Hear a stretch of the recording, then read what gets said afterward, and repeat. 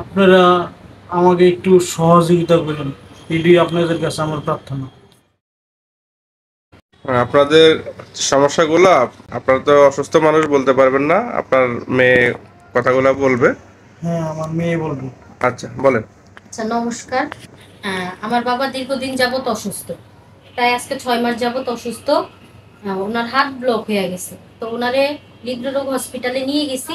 নিয়ে যাওয়ার পরে কিছুদিন চিকিৎসা করার পরে দেখতেছি যে আমরা আর কিছু পারতেছি না। তো ডাক্তার বলছে যে ওনার হার্ট ব্লক হয়ে গেছে, ওনার রিং বসাইতে হবে। রিং বসাইতে 1.5 লাখ টাকা লাগবে। তো বলছে যদি 1.5 লাখ টাকা নিয়ে আসতে পারেন তাহলে চিকিৎসা আমরা শুরু করব, আর যদি না নিয়ে আসতে পারেন তাহলে ওনাকে বাঁচানো সম্ভব না। তো ওষুধ দিছে, বলছে যে এটা খেয়ে দেখেন কি হয়। ইএফ এর পয়েন্ট কম, ইএফ বাড়িয়া যদি আসতে পারেন টাকা নিয়ে তাহলে আসবেন, তাছাড়া আসবেন না। তো এখন আপাতত বাবা আসার পরে মা অসুস্থ হয়ে গেছে। অসুস্থ হওয়ার পরে ওনারে ঢাকা মেডিকেল নিয়ে গেছি। ঢাকা মেডিকেলে নেওয়ার পরে ওনার অবস্থা খুবই খারাপ ছিল। ডাক্তাররা পর্যন্ত আশা ছেড়ে দিছে, বলছে যে আপনারা ভগবানকে ডাকেন, আমরা যথেষ্ট পরিমাণে চেষ্টা করব, যদি বাঁচাইতে পারি তাহলে এটা হচ্ছে আল্লাহর উসিলা, ভগবানের উসিলা। তো আমরাও আশা ছাইড়া দিছিলাম। যাই হোক, হালকা একটু সুস্থ হয়েছে।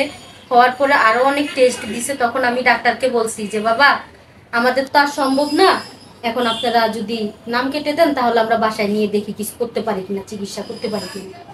তো চিকিৎসা করতে পারি কিনা বাসায় নিয়ে আসছি। আসার পরে এখন ওনারা বাসায় রাখছি। আমাদের বাসায় বলতে আমার মাসির বাসায় নিয়ে আসছি। মাসির বাসাতেই ওনারা থাকে, মাসির বাসাতেই সব কিছু করে।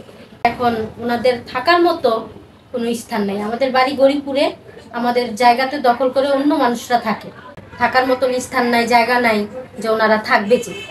তো এখন মাসিদের বাসায় আপাতত কোনো দিন যাপন করতেছে।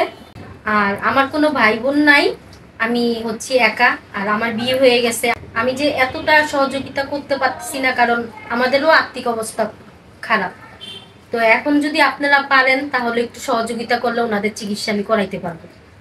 আর ওনাদের যদি একটু থাকার স্থান করে দেন তাহলে ওনারা আর কি থাকতে পারবো, আর কি যতদিন থাকে ততদিন থাকতে পারবো।